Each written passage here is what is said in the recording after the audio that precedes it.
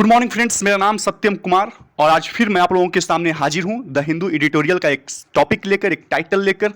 और फिर आज मैं आप लोगों के साथ मिलकर उस टॉपिक पे कुछ बातें करेंगे और जानने की कोशिश करेंगे कि उस टॉपिक के अंदर क्या क्या फैक्ट्स हैं। साथ ही साथ हम लोग वोकैब सेक्शंस पे, कॉम्प्रिहेंशन के कुछ सेक्शंस पे ध्यान देते चलेंगे ताकि एग्जाम के पॉइंट ऑफ व्यू से भी वो हमको हेल्प कर सके, असिस्ट कर सके। तो आइए सबसे पहले मैं आपको बता दूं कि ये जो टॉपिक है कुछ श्रीलंका में जो अपराइजिंग चल रहा है उसी के तर्ज पे आधारित है, उसी पे आधारित है। हम लोग कुछ दिन पहले पढ़े कि श्रीलंका जो एक इकोनॉमिक क्राइसिस से गुजर रहा है, इकोनॉमिक क्राइसिस को सामना कर रहा है और उसका कारण हम लोगों को भली भांति पता है। इकोनॉमिक क्राइसिस का पुअर मन और जो सरकार है वहाँ की सरकार के द्वारा इस क्राइसिस का जो मैनेजमेंट है वो बहुत ही पुअर है, बहुत ही गंदा किया जा रहा है।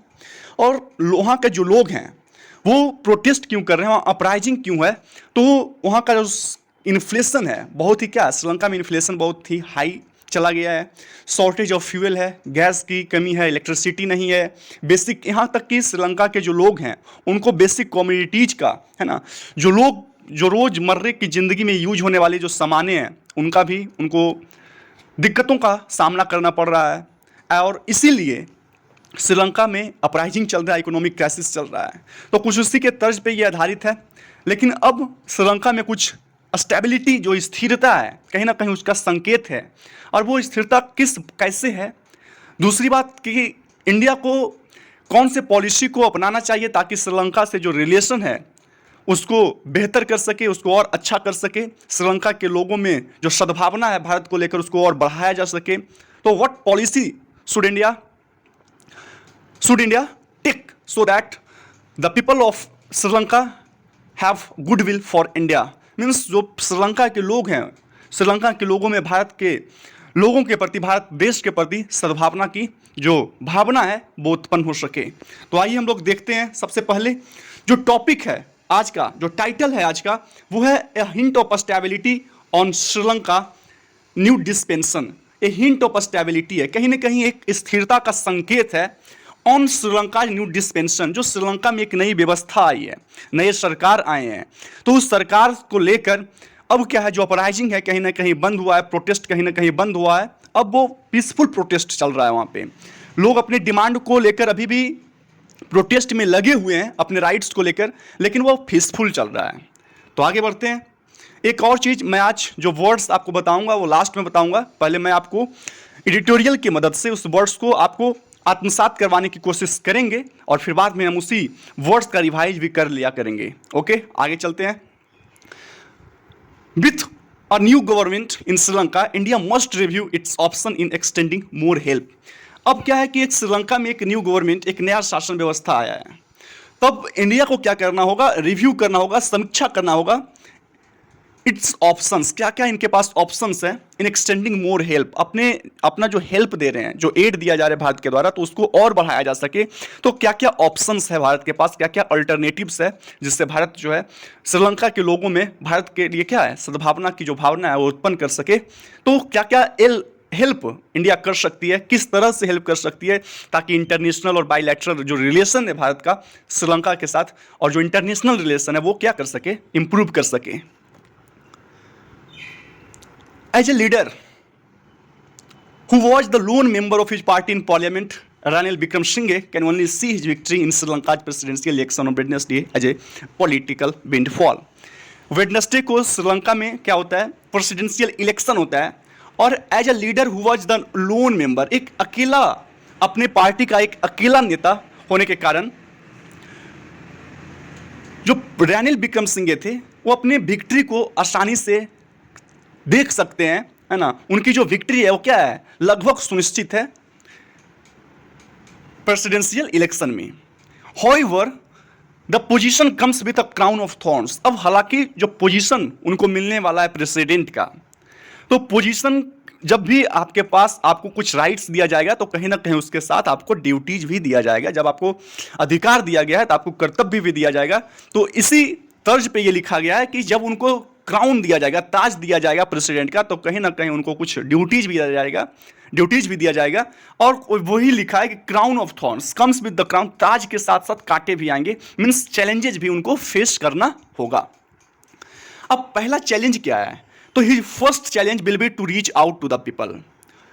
पहला चैलेंज ये है कि जो लोग श्रीलंका में प्रोटेस्ट कर रहे हैं, मीन्स जो प्रोटेस्टर्स अपने डिमांड्स को लेकर, अपने राइट्स को लेकर सड़कों पर उतरे हुए, उन लोगों तक उनको पहुंचना होगा, रीच आउट करना होगा, इंक्लूडिंग द प्रोटेस्टर्स इन कोलंबो। जो कोलंबो में जो प्रोटेस्टर्स उनको भी उनके पास भी जाना होगा, उन लोगों तक भी पहुंच बनाना होगा। डिमांडिंग हिज रेजिग्नेशन, वैसे प्रोटेस्टर्स जो उनके इस्तीफा का डिमांड कर रहे थे, which is something politicians usually do before they been an election, not after. और जो आम तौर पर जो पॉलिटिशियंस होते हैं, जो राजनेता होते हैं, वो लोगों तक पहुंच कब बनाते हैं? इलेक्शन से पहले बनाते हैं, लेकिन इनको क्या करना होगा? इलेक्शन के बाद लोगों तक इनको पहुंच बनाना होगा। वैसे लोग, वैसे प्रोटेस्टर्स जो इनके इस्तीफा का मांग कर रहे थे। ओके, आगे बढ़ते हैं। Building credibility with them will require distancing himself from very fraction of the ruling SLPP backed by Mahendra Rajapaksa that won him the election. अब बिल्डिंग क्रेडिबिलिटी मीन्स जब अपनी विश्वसनीयता को, है ना, अपनी विश्वसनीयता को बढ़ाने के लिए, उसको बनाने के लिए विथ देम, उन लोगों से विल रिक्वायर, क्या क्या जरूरत होगा? तो जरूरत यह है कि अपने आप को डिस्टेंस करना पड़ेगा, अपने आप को दूरी बनाना होगा, अधिक मेल जोल नहीं करना होगा। किससे? Himself from the very facts of the ruling SLP। जो SLPP जो पार्टी है, SLPP का जो पार्टी है, मीन्स जो सियारा लियोन पीपल्स पार्टी जो है श्रीलंका का, उससे उनको दूरी बनाना पड़ेगा। और ये पार्टी किसके द्वारा बैक किया जाता है, किसके द्वारा समर्थन किया जाता है? तो महिंद्रा राजपक्षे के द्वारा, that won him the elections. If he fails to satisfy the state, then general election, which Sri Lanka can barely afford at this point, will be the only remaining course. अगर क्या होता है, if he fails to satisfy means वो protesters जो protest कर रहे हैं कोलंबो में, श्रीलंका में, इनके रिजिग्नेशन के लिए, तो अगर उन लोगों को ये सेटिस्फाई नहीं कर पाते हैं, ओके, अगर इन लोगों को सेटिस्फाई करने में ये असक्षम रहते हैं, देन जनरल इलेक्शन, जो जनरल इलेक्शन है, और विच श्रीलंका कैन बेयरली अफोर्ड, और जो श्रीलंका अभी इस पोजीशन में नहीं है कि एक फ्रेश इलेक्शन को, एक नया इलेक्शन को अफोर्ड कर सके, will be the only remaining course. तब उन प्रोटेस्टर्स को शांत करने का, सेटिस्फाई करने का, उन सब जो प्रोटेस्ट कर रहे हैं उनको रिजिग्नेशन के लिए, तो उनको अपीज करने का जो एकमात्र कोर्स रहेगा, एकमात्र तरीका रहेगा, वो रहेगा इलेक्शंस, जनरल इलेक्शंस। और श्रीलंका जो है अभी जनरल इलेक्शन करवाने को, एक फ्रेश इलेक्शन करवाने को एफोर्ड नहीं कर सकता है। उसका इकोनॉमिक क्राइसिस है, में से जूझ रहा है, उसका जो इकोनॉमिक स्थिति है वो बहुत ही क्या है, दयनीय है, बहुत ही पिटिएबल है। आगे बढ़ते हैं। Election would only further delay the task of economic rebuilding. अभी श्रीलंका को किस चीज़ पे ध्यान देना चाहिए? अभी श्रीलंका को जो इकोनॉमिक रिबिल्डिंग पे ध्यान देना चाहिए। अपने इकोनॉमी को किस तरीके से, क्या क्या पॉलिसी को उसको अपनाना चाहिए, ताकि अपने इकोनॉमिक जो स्थिति है, जो क्राइसिस है, उसको रीओरिएंट कर सके, रीगेन कर सके, रीबिल्ड कर सके। लेकिन अगर इलेक्शन श्रीलंका में करवाया जाता है तो it will only what, delay करेगा। डिले किस चीज़ में करेगा? तो जो इकोनॉमिक रिबिल्डिंग का जो प्रोसेस होगा, particularly the much needed negotiation with the IMF bail out. और खास करके और किस चीज़ को देरी करने वाला है? तो जो IMF के बीच में श्रीलंका और IMF means international monetary fund के बीच में जो निगोशिएशंस होने वाले हैं, जो बातचीत होने वाले हैं बेल आउट को लेकर। बेल आउट मीन्स क्या होता है? मीन्स एक फिनेंशियल एड होता है जो IMF के द्वारा वैसे कंट्री को, वैसे स्टेट को दिया जाता है जो इकोनॉमिक क्राइसिस से जूझ रही है, जो इकोनॉमिक क्राइसिस का सामना कर रही है। तो उनके द्वारा जो एड दिया जाता है, जो फिनेंशियल सपोर्ट दिया जाता है, that is known as bail out.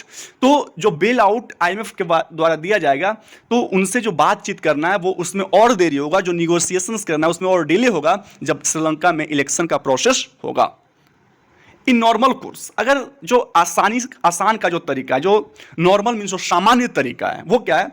The 6th time prime minister will be equal to the challenge. जो 6th टाइम प्राइम मिनिस्टर बनने जा रहे हैं, उनको जो चैलेंज होगा ना, वो बराबर होने वाला है। मीन्स चैलेंज भी बहुत क्या है, बहुत बड़ा होने वाला है। Means he will have to face a very difficult challenge ahead. Means he is going to face a very very difficult challenge ahead. However, his performance over the past few months as PM has not seemed his emerge with any big ideas to control the crisis.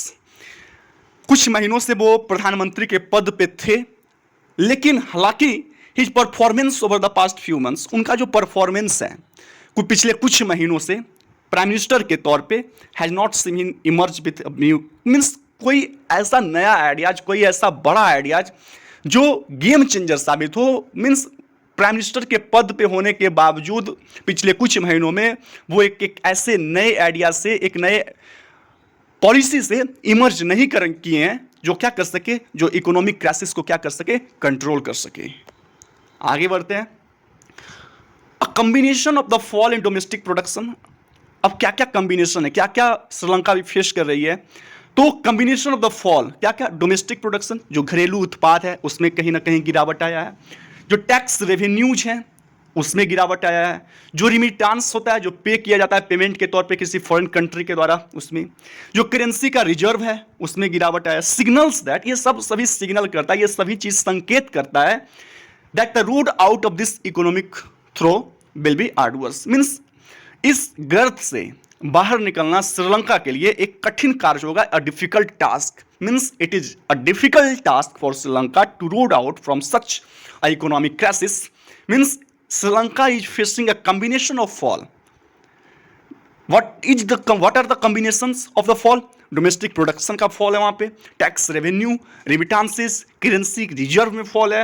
ये सभी signal करता है कि श्रीलंका को जो road out है, means Sri Lanka को जो ये गर्त से बाहर निकलना है, that is a very difficult task. ये टास्क क्या है, बहुत ही डिफिकल्ट है।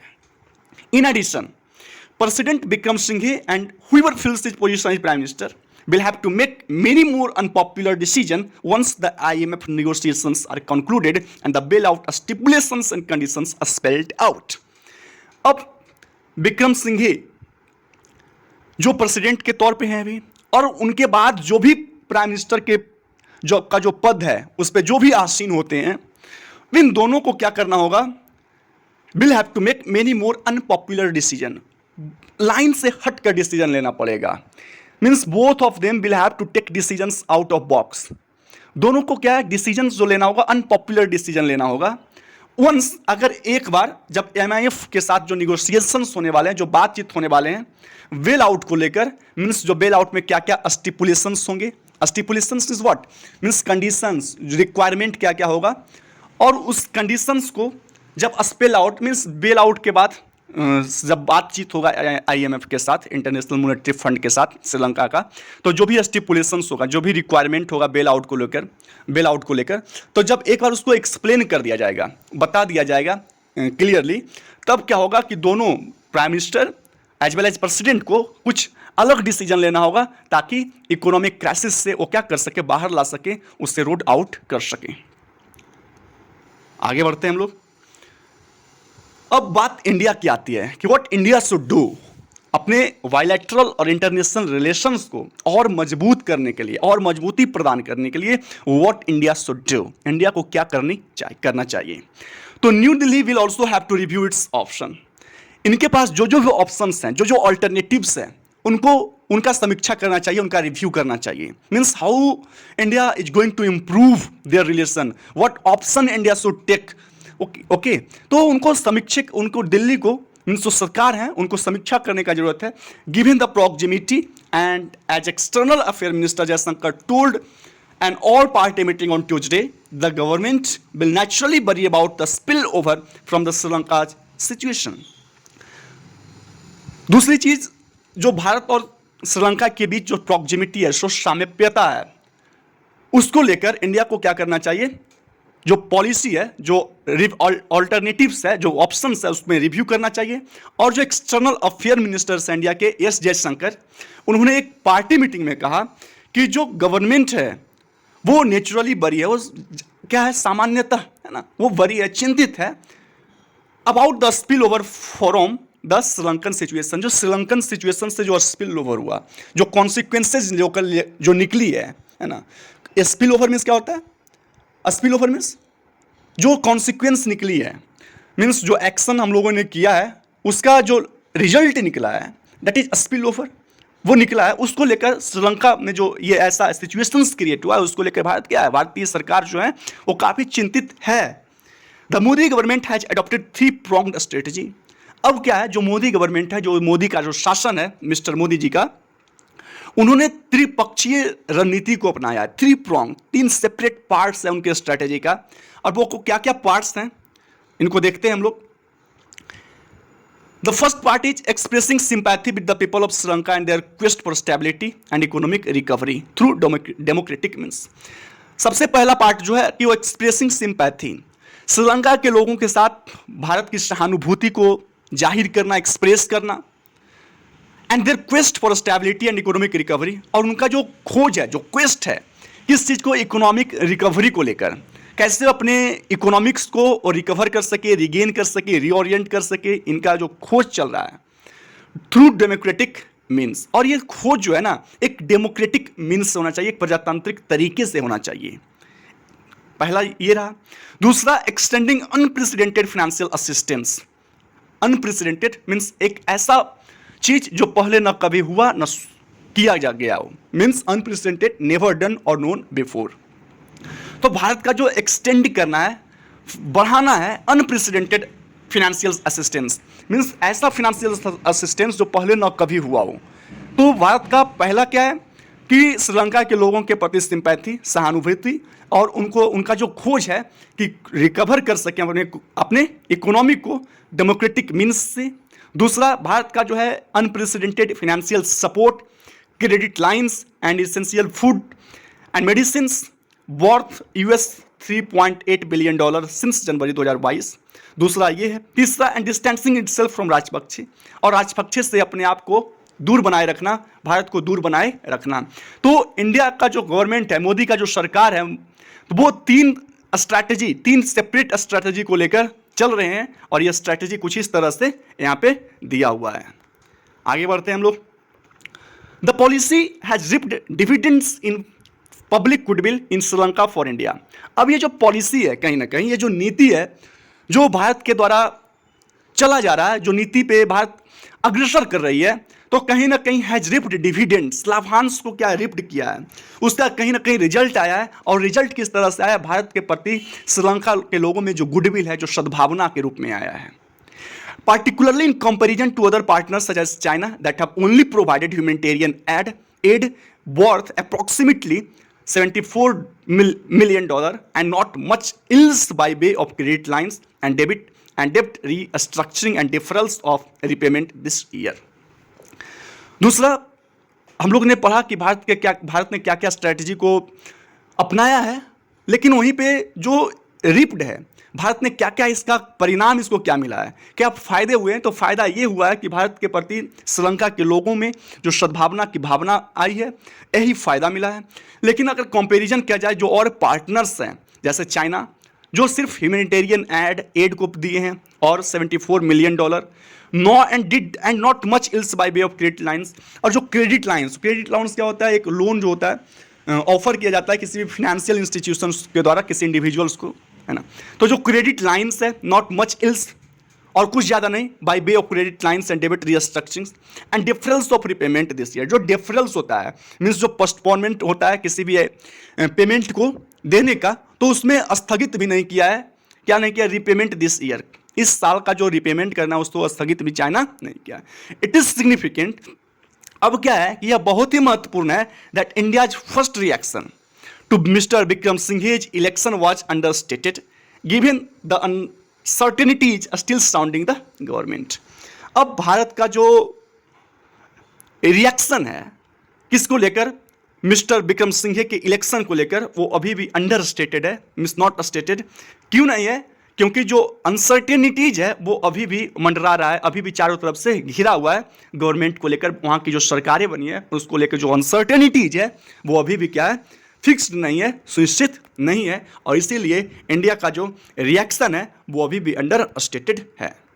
However, if the new government is to have a chance at recovering the odds, अगर जो नई सरकार बनी, अगर उसके पास जो ऑड्स हैं, जो विपदाएं अभी श्रीलंका झेल रही है, जिस इकोनॉमिक क्राइसिस से अभी श्रीलंका गुजर रही है, अगर उनको एक चांस मिलता है सरकार को कि हम इस आपदा से, इस विपदा से बाहर कैसे निकलें, new Delhi support bilaterally internationally, new Delhi का जो सपोर्ट है बायलैटरी भी, बायलैटरली भी और इंटरनेशनली भी अगर देखा जाए विल बी इसेंशियल। ये बहुत ही क्या न्यू दिल्ली का सपोर्ट जो है वो क्या हो जाएगा, बहुत ही इसेंशियल हो जाएगा, बहुत ही जरूरी हो जाएगा। एंड द मोदी गवर्नमेंट और जो मोदी का जो सरकार है भारत में मस्ट डिसाइड, उनको जरूर डिसाइड करना चाहिए इफ कंटिन्यूइंग इट्स पॉलिसी, जो इनका जो पॉलिसी है, क्या पॉलिसी है, जो तीसरा पॉलिसी हम लोग पढ़े थे कि विक्रम सिंघे जो है उनसे क्या करना है, दूरी बनाना है।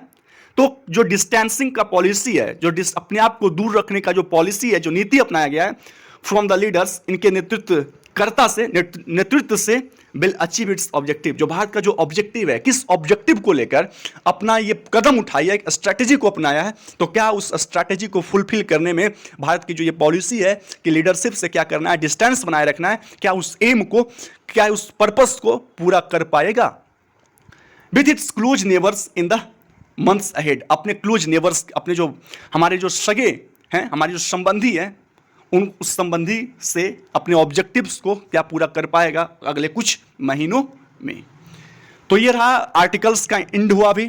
अब हम कुछ जो वर्ड्स थे, जो इंपॉर्टेंट वर्ड्स थे, उनको हम लोग को देखना होगा। सबसे पहला था क्राउन। क्राउन मीन्स क्या होता है, जो ताज होता है, that is known as crown. Means जो एक प्रेसिडेंट का उनको ताज मिलने वाला है। तो हम लोग पढ़े थे जो ताज मिलने वाला है उनके साथ साथ उनको कांटे भी मिलेंगे। कांटे इन द सेंस कि उनको डिफिकल्टीज का सामना करना पड़ेगा। He will have to face a lot difficulties, क्योंकि उनको इकोनॉमिक क्राइसिस से बाहर निकालना होगा, इन्फ्लेशन से बाहर निकालना होगा, लोगों को बेसिक कम्युनिटीज प्रदान करना होगा। तो ये सब डिफिकल्टीज मिल रहा है, लेकिन उनको प्रेसिडेंट का भी जो ताज है वो भी मिल रहा है। दूसरा हम लोग को पढ़ना था बेल आउट। दूसरा हम लोग को क्या पढ़ना था, बेल आउट। और बेल आउट मीन्स हम लोगों ने पढ़ा क्या, जो फिनेंशियल सपोर्ट किसी के द्वारा दिया जाता है, IMF के द्वारा, that is known as bail out. किस लिए, तो इकोनॉमिक क्राइसिस से बाहर निकलने के लिए। दूसरा था थ्रो, एक गर्त से, मीन्स प्रेसिडेंट को गर्त से बाहर निकालने के लिए अपने कंट्री को बहुत सारे अनपॉपुलर डिसीजन लेने पड़ेंगे, out of the box decision लेना पड़ेगा। ये पढ़े थे। आर्डवर्स, ये काम क्या है, दोनों के लिए, प्रेसिडेंट के लिए और जो प्राइम मिनिस्टर के तौर पे आसीन होंगे, उन दोनों के लिए एक डिफिकल्ट टास्क होगा, एक डिफिकल्ट टास्क होगा, आर्डुअस होगा, कठिन होगा। Okay.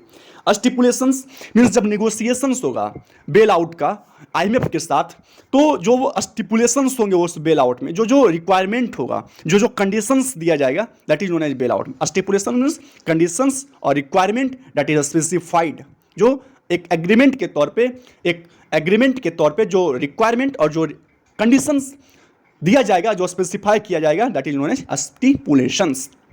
Spell out means what, जो क्लियरली एक्सप्लेन किया जाएगा, जो प्लान बनाया जाएगा, जो एग्रीमेंट के तौर पे जो स्पेल्ड आउट किया जाएगा।